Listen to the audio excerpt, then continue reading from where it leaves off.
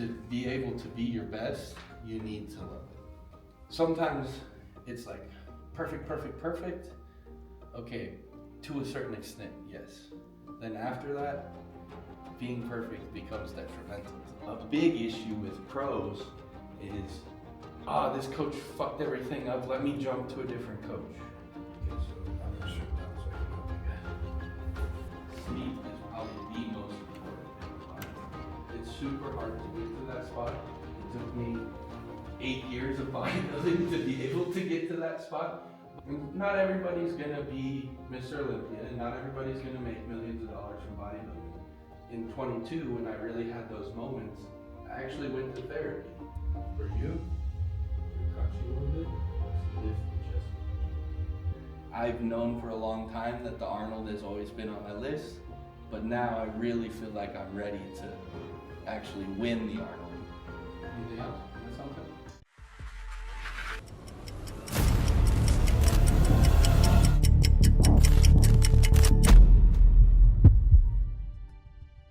Whether it's losing body fat, if cortisol's through the roof and you're always stressing about X, Y, Z, and you're not having fun doing those things and you can't do the things outside of the gym that still make you happy, then I think that progress gets stalled in a lot of ways. And you see a lot of pros run into this as, okay, I got third at a pro show. Now we gotta push a little more, and I need to be a little more perfect and a little more perfect. And you get so caught up in that you start, maybe it's detrimental to me. I'm always stressing about when's the next meal and do I have this ready, and I'm not gonna make it to the gym on the right time. All those things are important, but what's most important is that you're still enjoying everything that you do. I think if you can bring that out in yourself, I think improvements will always come. So for me, if you guys have followed my career, there was a certain point after 22 where I wasn't having a lot of fun. I was putting so much pressure on myself. I got second to Andrew at the Arnold UK, or at Texas Pro, and then we went to the Arnold UK and I had 4 weeks in between there. And I was so militant and so worried about being perfect that whole time that I ended up slipping backwards and getting fourth at the Arnold UK, right? And then mentally I was a disaster, because it was like, I literally was perfect and I went backwards. How the fuck does that happen, right? But I think a lot of that came from just being so stressed all the time about being perfect, about there wasn't a lot of fun happening. I was kind of taking the joy out of bodybuilding because I was so worried about, I have to win a pro show and I want to get to the Olympia and this is the only way, and I know that being perfect is what they always say, and Jay and them were perfect. But as I've spent more time with them, I realized, like, no, they really weren't. Jay was drinking Coca-Cola post-workout and shit, you know? So it's like, there's so many things that we've read in the magazines or you've seen in interviews where they talk about those perfect moments, but there's so much more that goes into it of just making sure that everything kind of synergistically goes together, right? And with that, then you can make improvements even in those moments that are really hard, because you're still enjoying what you do, you're still having fun doing what you do. And if stress, like I said, if stress gets too high, body fat is sticking around, estrogen is usually messed up, it's gonna fluctuate your hormones, all those things really, really affect just how much you can improve. You still might be improving, or you still might be getting better in those moments, but with all that, you're not doing as much as you can. And then I think it takes a lot of joy out of the true stage side of things, because you're so worried about all those other things being so perfect, right? So if you can find that happy medium of, okay, I need to be my best, I need to make sure this all happens in the day, but does it have to happen on the minute? Does it have to happen in the hour? No, it doesn't. And is this food bodybuilding food, or is this not a bodybuilding food? I think that has become something that everybody had, in one moment or another in bodybuilding, you focus on a little bit too much. It's like, I can't eat bread, or I can't drink a real soda.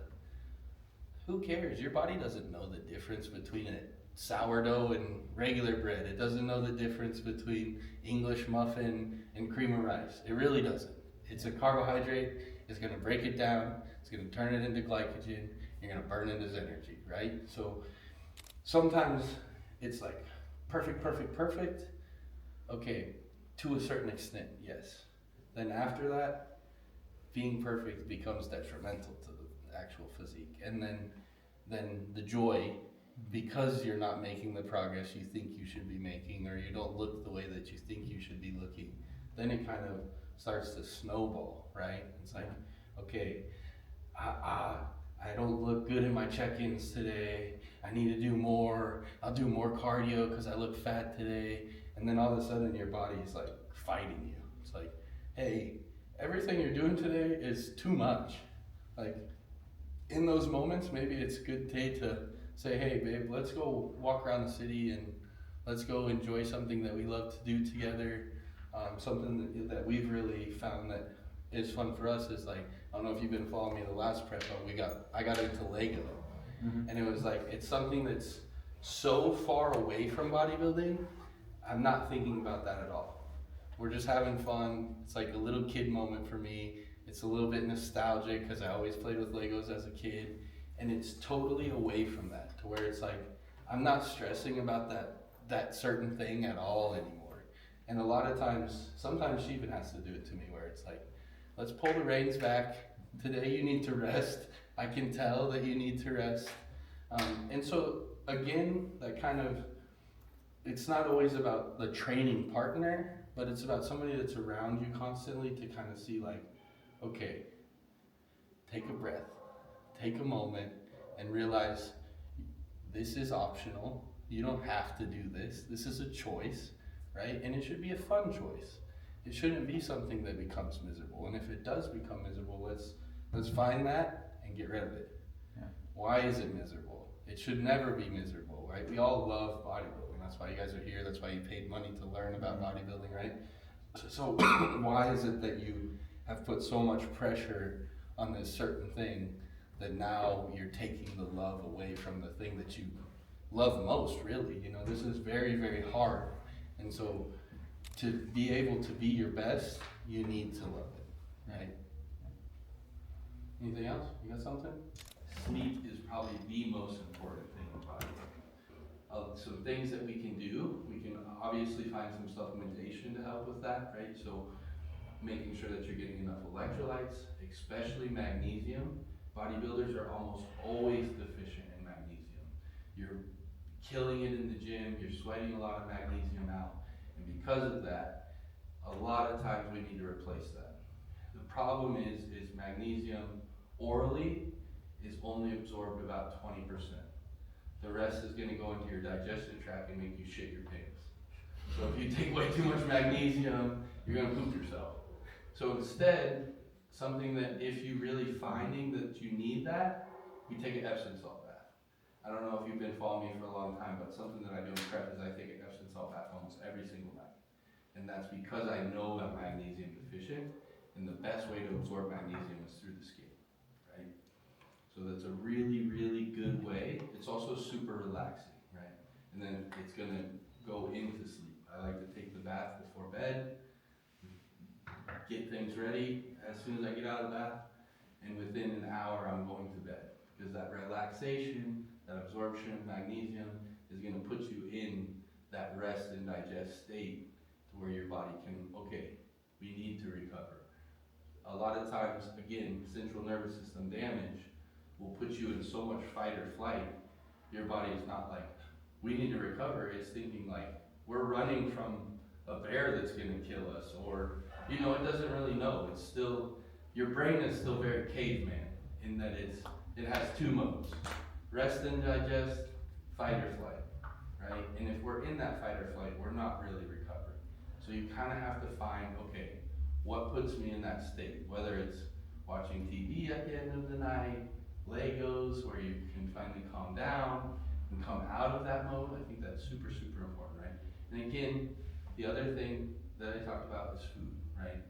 Food is the most important supplement of all. You can take as much protein powder and as much creatine and shit as you want, but if you're not getting enough calories to actually give the muscle something to repair from, then you're not going to get into that true recovery mode. And that's really going to affect sleep, because again, it's going to kind of keep you in that fight or flight mode, right?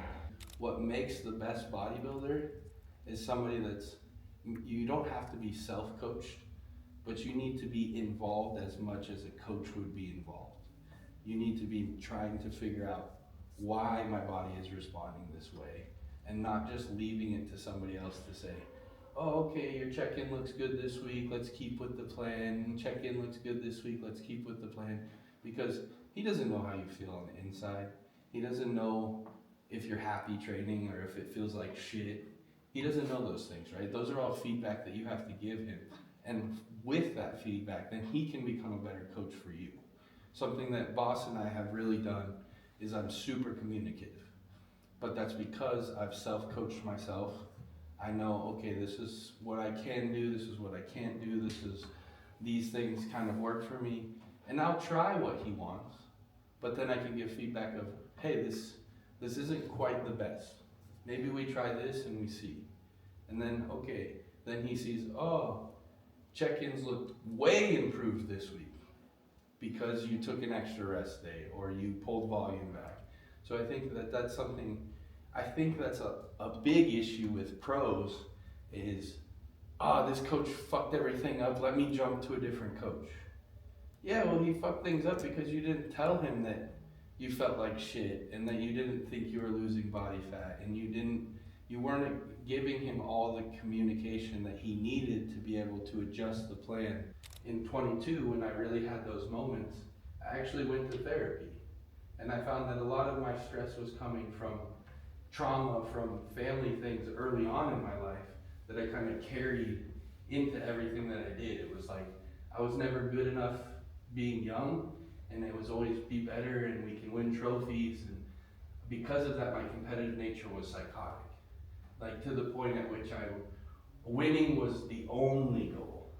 And then it's like, okay, but you're still getting better, you're still improving. You just lost to somebody that got 5th at the Olympia, but you're so obsessed with winning that you're not taking the small wins and letting them be something that you could take in and say, I did improve, I did make the things that I wanted to do, but I didn't get the goal that I wanted to.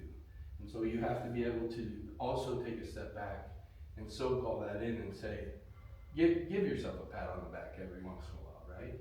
And so for me, I never did for like 5 years. It was like one goal to the next. It was like you win an overall, then it was the pro card, then I won the pro card, then it was win my first pro show. I never took a moment to say like, hey, you won a pro card. Like, holy shit, that's awesome. Like, how many people get a pro card? Not very many. Or there's people that chase this for 30 years to get a pro card. I did it in 3, right? And it's like, I'm seeing guys now still chasing a pro card that I competed with. And then it was like, okay, maybe I can pat myself on the back. You did something great. You did do a goal that you really wanted to, that at one point in time was the only goal, right? And so that was really hard for me at first to be able to say like, okay, you actually did reach where you wanted to. Now we want to go above and beyond that, but soak that moment in, enjoy that moment, know that you are a pro and that you got to do one of the things that you always wanted to do. And then for me, getting a pro card gave me the ability to step away from construction. And then I saw a lot of stress go away. But I never enjoyed that because it was right into, oh, I won my pro card. Now I moved to Denver with Brett because I have the ability to leave construction, and now the only goal is winning my pro debut.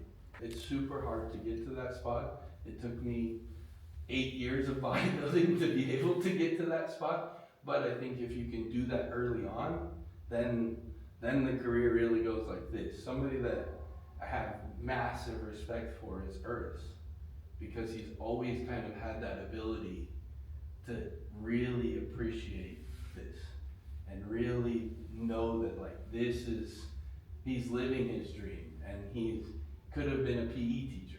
He was a PE teacher in his first year of bodybuilding, And then to be able to step away from that and makes millions of dollars in bodybuilding now, like, how cool is that, right? And not everybody's gonna be Mr. Olympia, and not everybody's gonna make millions of dollars from bodybuilding. But if you can get to the point at which you understand and appreciate what you've done, what you're doing, what's next, but not putting so much pressure on what's next, but knowing that it'll come eventually. It's not a sprint, it's a marathon, right? And that's something that's really hard to learn, especially when you're young. Patience is something you get as you grow old, and I'm still trying to focus on those things and still learn patience, but I think if you can do those early on, then you'll see even more success very quickly, right? And then the other thing that is really, really important for this is a support group. I know you guys know I talk about this all the time, but it's like having Boss, having her, having Brett. I have so many people that believe in me and know what I'm capable of, that it makes me be able to believe in myself a little bit more and know that I'm capable of those things. And then it'll come with due time. Like, I wanted to be Mr. Olympia at 25, like I said, and it was like, no one's Mr. Olympia at 25. Phil's the best we've ever seen, and he was over 30. He was like 33 when he won his first one. So why do I think that I'm better than Phil? He's the most gifted bodybuilder we've probably ever seen, and I'm over here like, I'm gonna win the Olympia at 25.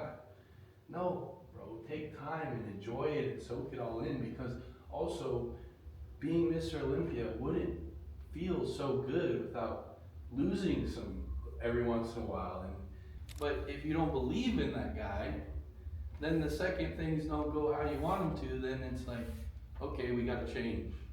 Well, then all knobs are turned back to zero, and you have to slowly find that what sounds good, and you know, what's the right bass, and what's the right treble, and what's the right volume. You have to redo all of that versus like, nah, Boss and I found, okay, volume was at 6, it needs to be at 8. And then for prog, we just turn the bass up a little bit. I've known for a long time that the Arnold has always been on my list, but now I really feel like I'm ready to actually win the Arnold, not just go to the Arnold, not just be part of the Arnold, right? But yeah, so those are the two main focuses, and then obviously the Olympia will shut things down after those few shows. I would hope that he lets me do FIBO, but no matter what, I'll be here. I think I'll... you will be at FIBO? Yeah, Raw and ESN, because of the merger, and me signing with Raw now, I really think they'll bring me over, and we'll be able to do meet and greet and all that kind of stuff, no matter what. And just continue to spread our looks and outlooks on bodybuilding and how much I love it. You know, if I can continue to have moments like this. Obviously, like I said, I was hoping for a bigger group, but I actually being able to be more intimate with you guys and answer questions all the way is also super great for me. You know, I really, really love this, and this has changed my life completely. I know you guys have probably heard me say it before, but like, both my parents struggle with alcoholism. I have a crazy addictive personality, so instead of me being something like that, I was able to put it into this, and instead of being dead or in jail, I'm able to make a very beautiful career out of it and make money and support my family with it. So I love bodybuilding more than anything. And so for me to be able to share it with you guys and my outlook on it, and like I said, perspective and being able to put all those things together it's changed my life completely, man. I honestly, I have no fucking clue what I would do without bodybuilding. A lot of it comes down to how mental it is, right? Football players can still step away, they can still do all those things and still not have to be completely immersed in it, whereas this sport, you never get to really break away from it, and even when you do, you don't, because mentally you're still there, right? Okay, so first things first, everybody start from the ground up. I want you to think about toes in the ground first, and then we're going to rotate our knees out, and that's going to help you get into the hip flexor. So a lot of people don't activate all the way up. I want you to feel it all the way in the hips up here.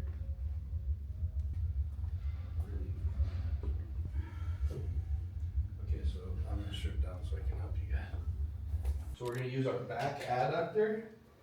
We're going to step our foot about halfway in our feet, And we're gonna take this adductor and we're gonna push it into the hamstring so that it pushes into the mirror. And then also you see how this back hamstring, you can kind of see it a little bit, but the judges don't know whether that's the hamstring on the back side or whether it's the hamstring on the front side. So it's looking like the hamstring's a little bit bigger. So we're just gonna use that to push in and straighten the knee all the way. Then we're gonna rotate the body. Good, give me a little straighter leg here.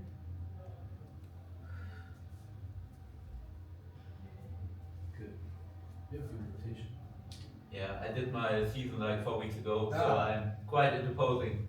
Only thing with you is I would just put this here. Yeah. Because we don't have that. At the moment, I want to like 4 weeks post show, it's not bad. Yeah, but that's what we need to do to grow, right? Yeah. Good, so we're gonna squeeze our butt cheeks together. We're gonna sit just a little bit so the hamstrings activate. And then we're gonna think about sternum to the ceiling, a little bit of an arch in our low back. It should be painful. If it's not, you're probably not arching enough. Really use that back shoulder to push the pec to the mirror. Good.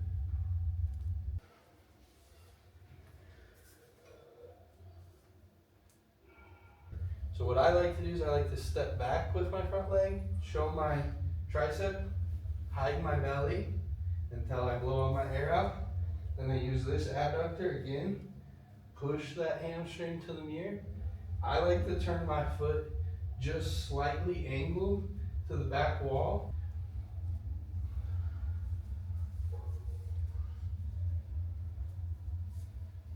For you, you're crunching a little bit. Let's lift the chest as much as we can. Almost a little bit uncomfortable here. Good. You have great shoulder mobility, bro. Thank you. This is a good pose on you. Yeah, it's my favorite pose. Really get those knuckles into the side. That's going to give you the most amount of width we can get.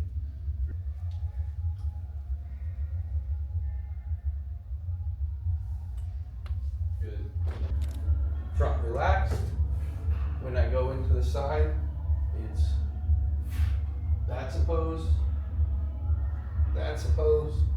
When I go to the back, there, lock my feet in. That's a pose. That's a pose. Here, pose, front double. Obviously, you guys usually see me here. I usually hit this, then pose, front lat spread. You guys know my signature. I have to grab my underwear because my shoulder mobility is shit. Then side chest, I kick back. Show the glute, that's a pose. Triceps a pose. Lock that in. Make sure that we're good here. And we're blocking it so that the judges can't see.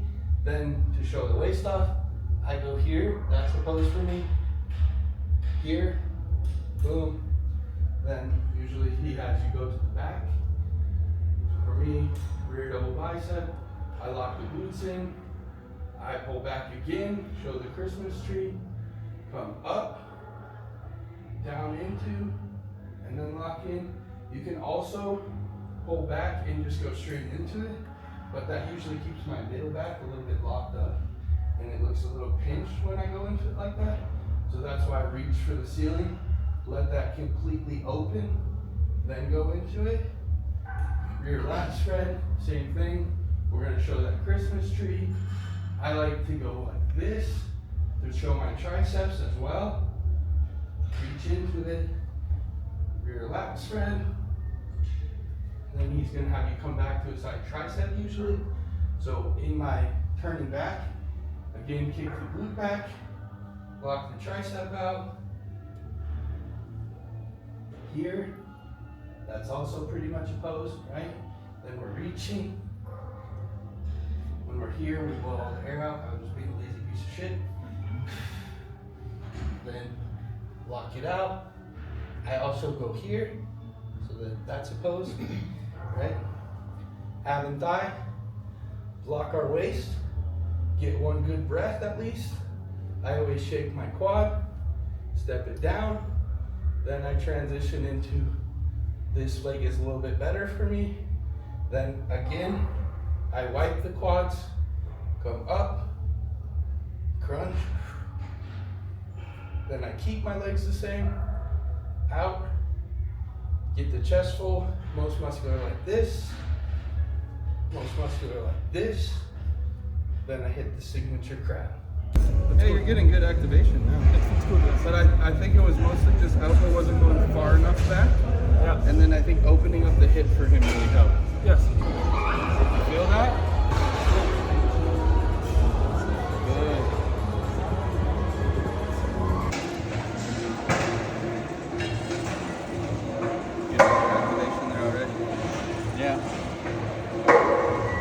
So it's just a slight adjustment, but just turn those toes out a little bit. You're gonna push through here. Yeah. And then, like I said, as we come up, we're really trying to bring those hips in and really focus on those knees coming together just slightly.